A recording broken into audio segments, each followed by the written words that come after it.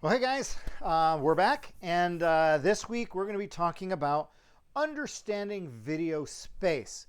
Now, before I jump into this, one quick reminder on your assignments.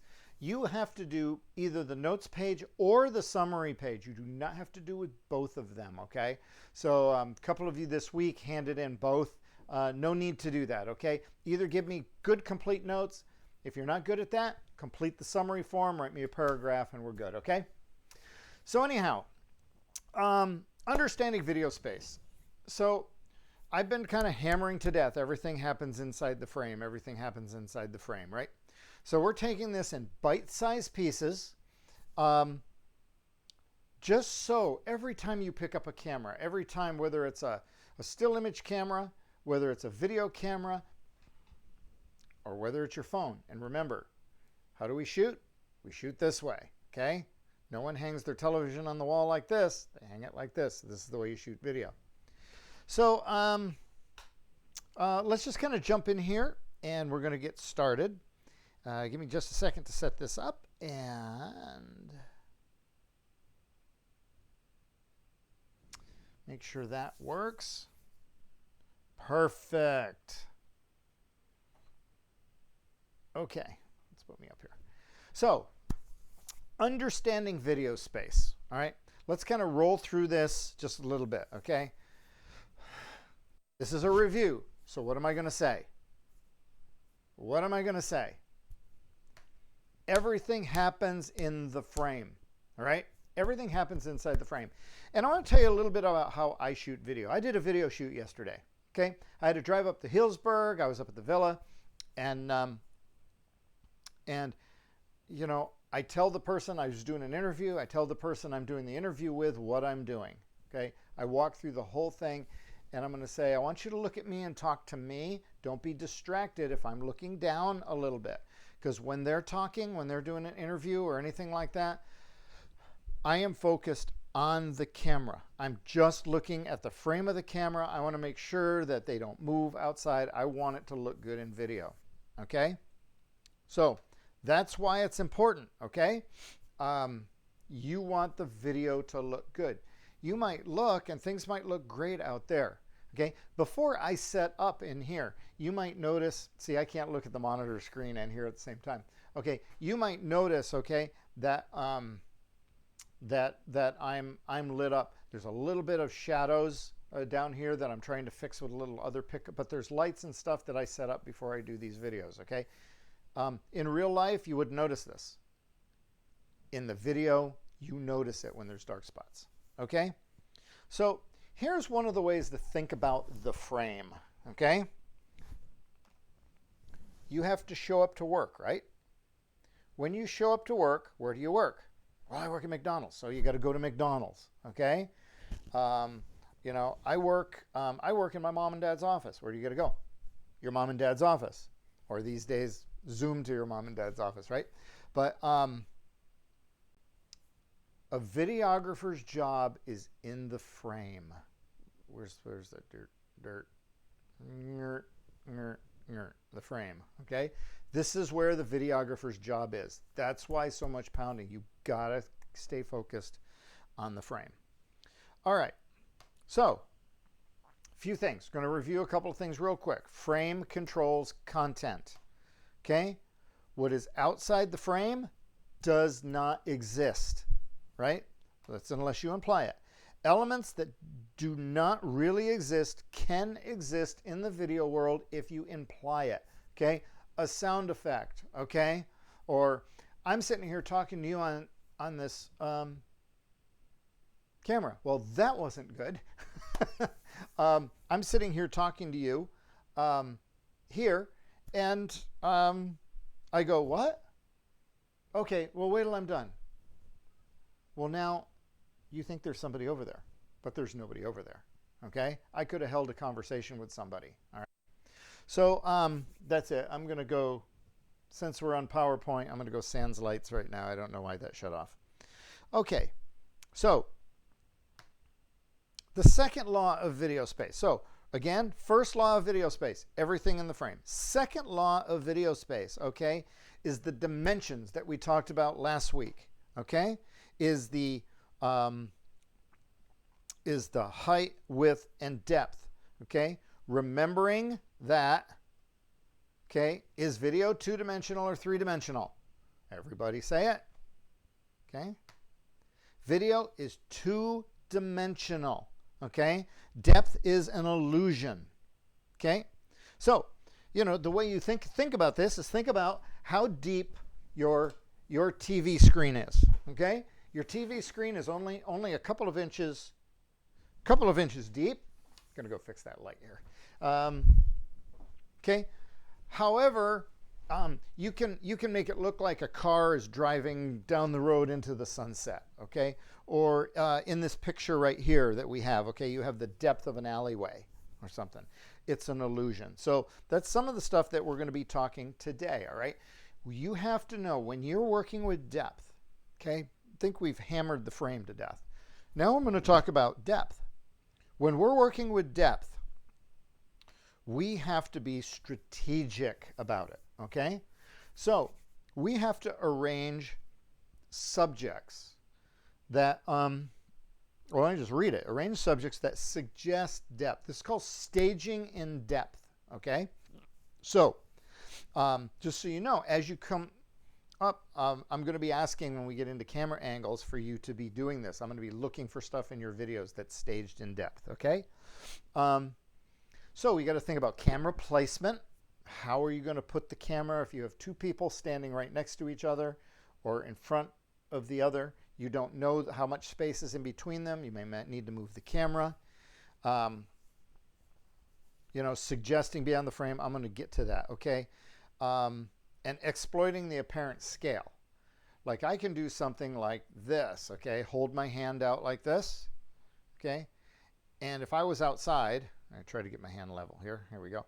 If I was outside and did something like this, I could have a person way back in the distance standing up, and if I put my hand down here at the edge of the screen, here we go, like that, and I frame the person right there, I make it look like they're standing in my hand.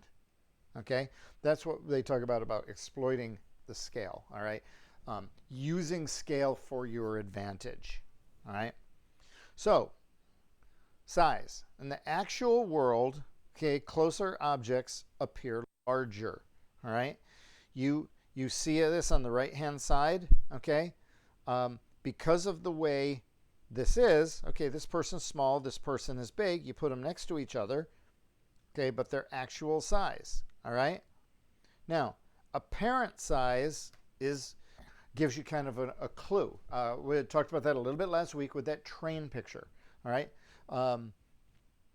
so I can have something really, really large, but you don't know how big it is until you see like my hand or something like that. Okay, so one way to stage in depth is to go ahead and I'm going to jump back here for a second because this is not a really good example. Is to overlap things. If you see something in back of the other, you can see how much. But if you look at this picture right here, do you know how much space is in between them? The only reason you know how much space is in between them, okay, is because you see they're next to each other here, how much taller the person on the left is. Okay? So she's pretty close to in back of her, okay? So you want to move the camera around in such a way, okay? Okay, you want to move the camera around, okay, in such a way that communicates depth. Now, I didn't consider doing this, so I'm going to just take this and I'm going to put this up here, okay? Okay, you can kind of see this. I'm standing next to this, all right? One way to show depth. Now, if I'm here, do you see that you really can't tell with a flat image how big that is? Okay.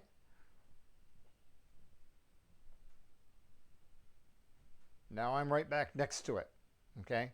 So if I were to put my camera, okay, if I was going to stage it and I was going to put my camera off to the side and put something else, all right, in here, instead of the objects here, I can have one object here and one object here, okay, and have the camera shooting from the side, I can see a little bit more. The other thing you want to watch for is a room with lighting or outdoor shadows. Shadows will help determine and stage depth.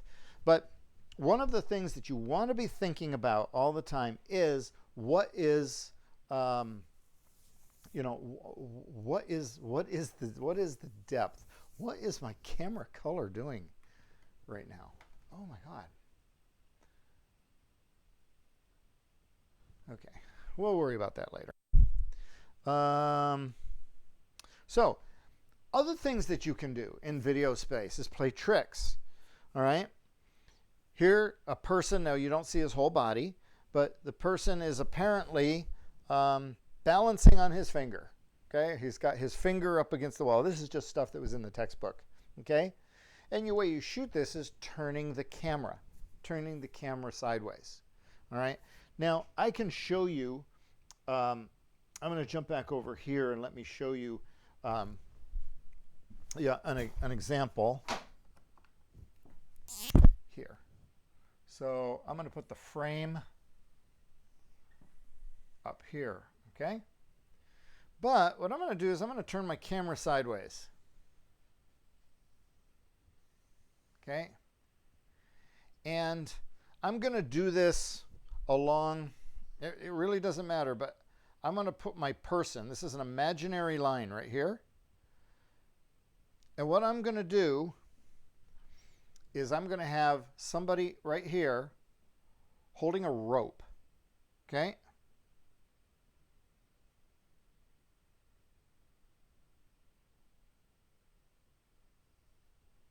So the rope is up in the air. And then I'm going to have a person right here. Okay?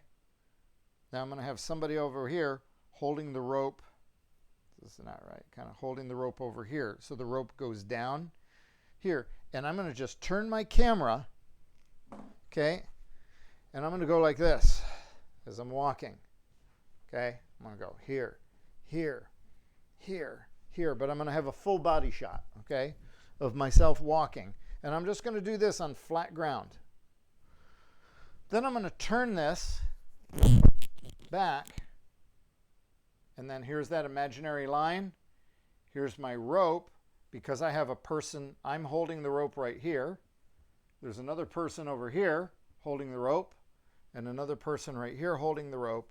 It looks like the rope goes down behind me. Because gravity, because that's what the rope would do. Okay? So, or however direction you would, okay? You probably want it over here.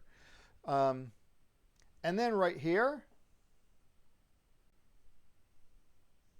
what I'm going to do is I'm going to superimpose, okay? I'm going to superimpose in the video the side of a building. Okay? So if I know that, then I turn my camera up here, I can have you guys climbing up the side of a building. Okay?